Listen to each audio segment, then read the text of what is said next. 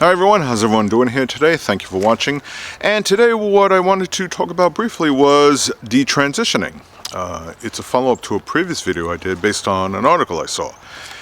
It was on social media, which I'll admit is not the ideal source to get information from, but this pertained to another news article. It was written by somebody named Michael Novinson. I'd never heard of him before, and just doing a background check, assuming on a Google search, I have it right. He's the senior associated editor for CRN. It's just another news source. But he brings up an interesting point. Now, detransitioning is when a person who identifies as transgender decides to do the reverse and pretty much identify as the biological gender that they were born with. Now, I talked briefly about this, and mostly because of the fact that it had been so politicized, and as a result it has been resulting in a lot of discrimination, and even also putting people who identify, regardless of age, in a rather unsafe environment where they're not accepted, they're targeted for bullying, harassment, and which to me, I say that is wrong.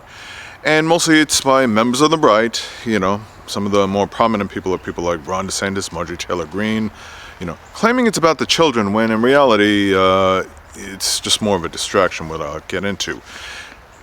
In this article, they reference somebody who I had mentioned before in a previous video briefly, a woman named Chloe Cole, who at one point did identify as a transgender, but then made the decision to transition or detransition. I'll read the article. It's about 2 pages. I'm not going to read it in its entirety, but when anti-trans activists want to tug on lawmakers' heartstrings, there's one person they have on speed dial, Chloe Cole. In recent years, Cole has told a story of detransitioning to elected officials in Florida, Idaho, Kansas, Missouri, New Hampshire, Ohio, South Dakota, Tennessee, and Utah. Now, she's become a cause among certain figures on the right, with Florida Ron DeSantis relying on her story during his State of the State address to a standing ovation. In Wyoming, a lawmaker named his bill to ban gender-affirming care for minors, calling it Chloe's Law. Barnstorming the nation to rail against transition care for minors doesn't come cheap, and deep-pocketed donors have made sure Cole's message gets in front and center of many lawmakers as possible. Do no harm. A nonprofit launched last year to restrict access to gender-affirming care brought Cole in as a patient advocate, covering her costs for trips to talk with lawmakers in Kansas and elsewhere. So, obviously she's like the poster child for like, look, transgender is bad, this is the justification why for it. But as far as transgenders go, it's a little more complicated and broad than that, okay? The one thing I talked about before is that, one, gender-affirming care, that's not exclusively for just transgender. Non-transgender people do it. Either, girls or women that want to be more feminine, and vice versa. The other thing to keep in mind is that transgender is, by all definition, a marginalized group. They represent a very small percentage of the population. Now, doing a few searches, the numbers kind of vary a little bit.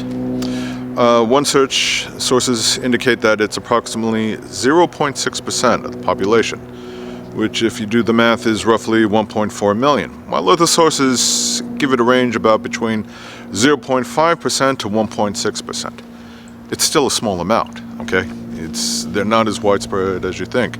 The number of trans people that I've met, I can count on one hand. And from what I saw, judging by appearances, I have no way of knowing for sure, I don't believe they did anything surgically involved to make this transition, okay? I could be wrong. I didn't ask because, for obvious reasons, it's none of my business. And secondly, I'm not bothered by the presence of transgenders. Here's some more information that Michael gets into, which Cole's story is a sad one. She lived as a transgender boy for many years, getting puberty blockers at 13 and undergoing a double mastectomy at 16 before becoming upset by the changes and returning to a female identity. Her story is also exceedingly rare. That's the point I'm trying to get to. Now, one thing I did note as far as I don't know what's entirely involved. They're not giving children sex change operations. That's what the far right likes to do, specific individuals who I just mentioned. As far as going under the knife for any type of procedure, I think you should do it over the age of 18. That's just me. But I'm not a medical professional, so anyone who wants to do any type of transition, they should seek professional advice, talk about it with their parents, especially if it's young. And I don't see like a 10 or a 12-year-old walking into the hospital, even with their parents' consent, saying, yeah, I'd like a sex change operation, please, and they just say, okay, right this way. That doesn't happen. The other thing to also keep in mind is, as I said before, gender-affirming care, not just exclusive to transgenders, comes in many different ways, okay? And people on the right, they just want to ban it all together. But that can impact both trans and non-trans, and unfairly so. Because again, it's not about any type of care for the children, which I'll get into. Just to give you some examples of some of the type of gender-affirming care is, hormone therapy or speech therapy. Like if you want to sound more feminine or masculine, depending. Laser hair removal. If you got certain unwanted hairs that you want to get rid of to look more like the other.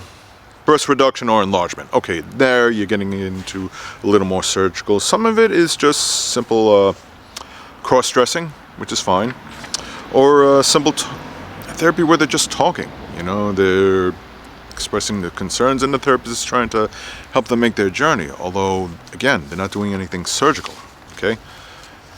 As I said, the transgenders I looked at, for the most part, one of them wanted me to just go by the pronouns. I thought it was a she, and a couple of times the person corrected me saying, no, it's a he. And I'll admit, for a minute I was a little confused, and they were being polite about it. They could see that, what I was doing was just wasn't with any malice. It was good faith. I just simply made the mistake. In fact, towards the end of the day, when the person in question was talking to two biological females, I was saying goodbye, and I approached them, and not sarcastically, I just said, ladies, and I motioned to the he, I said, and gentlemen, and they smiled. They said, thank you, like, a smile of approval, like, thank you for getting it right this time. And that's all there is to it. That's really very simple. I don't know why a lot of people who discriminate against trans have an issue with that, but that's simply the case. Now, here's where it gets more interesting in the article. A 2021 review of almost 8,000 teens and adults who received transgender surgeries in the United States, Canada, and Europe found that just 1% expressed regret. A small fraction of that 1% went on to have detransitioning for reversal surgeries, the Associated Press reported. When Cole speaks, Republican lawmakers like to sit in rapt attention and are sometimes reduced to tears, and to me it's more crocodile tears, especially in the case of Ron DeSantis. But when the 99% of trans teens and adults who don't regret their medical transition speak for the same hearing, they receive a much icier reception from GOP power brokers. Chelsea Friels, who I'd never heard of, 17 years old, told Missouri lawmakers that hormone therapy made her more comfortable socially and helped her to thrive in high school. But when she testified at legislative hearings, Republican lawmakers looked away, fooled on their phones, according to a statement she gave to the New York Times. The example he uses, which is supposedly common in journalism, is it's two different types of story. When a dog bites a man or a man bites a dog. Now, dogs biting a man, pretty common. You hear about it all the time and you don't pay much attention to it. But if a man bites a dog, then it kind of gets your attention. Well, that's kind of the same thing, pardon the background music, in an issue like this. When a trans person opts for hormone therapy or surgery and is pleased with the results, that's a dog bites man story. Everything went as expected, and their joy and euphoria is either minimalized or just outright ignored. But in a rare instance, a minor regrets pursuing transition care, the stories are amplified and played up significantly by news organizations. It's an unexpected man bites dogs outcome. So the whole point of it is to, like I said, just put emphasis on the candidates that they find worthy. In a case, Chloe Cole, so they can get their message out. And again, The problem I have with that is they're cherry picking, one, and number two, it's not about any care for children. Like I said, with the whole crocodile tears thing, it is simply about bigotry. A simple hatred towards a marginalized group, in this case, transgenders, people that they don't like, either for reasons just out of pure ignorance or they just don't understand it or don't make the effort to try and understand. As I said before previously, I don't even fully get it. But it's not for me to tell them what people can do can't do with their lives. And in a case like this, if it's somebody that's old enough, they want to get some kind of surgical procedure, that's fine. If they have the money for it and they're old enough, that's their decision to make. But like I said, also in other instances, sometimes it's just simple. They may dress like the opposite gender or the gender that they identify as. They may go through puberty or just small procedures like speech therapy or just hair removal, just to look more feminine or masculine, depending. And that shouldn't be a problem. But the other more important thing in the article that the person points out is sometimes why they're detransitioning. Darius Carilla, I'm probably mispronouncing that, pardon me, 26, told the New York Times he detransitioned because of side effects from hormones, uncertainty about taking them indefinitely, and discomfort at being visibly transgender in the South. Meanwhile, Matthew Donovan, 36, detransitioned partly because of community rejection and economic insecurity, and partly because they realized it was impossible to be non-binary, which fit them better. Once again, some of them want to make the transition and keep up with it, but, because of all the bigotry and problems finding acceptance in society, they're forced to transition back. Do they live more productive lives or less productive? That I'm not sure about. But again, it boils down to they should have the right to choose how they should live their own lives. Again, as long as they're not hurting anyone or breaking any laws. Researchers found 4 common reasons people detransition. External pressure, like family rejection, or employment discrimination, an evolution in identity after people stop hormone therapy for health-related reasons, a shift in identity after folks seek out detransition-focused content, or online detransition communities, or people realize post-transition they're actually non-binary rather than trans.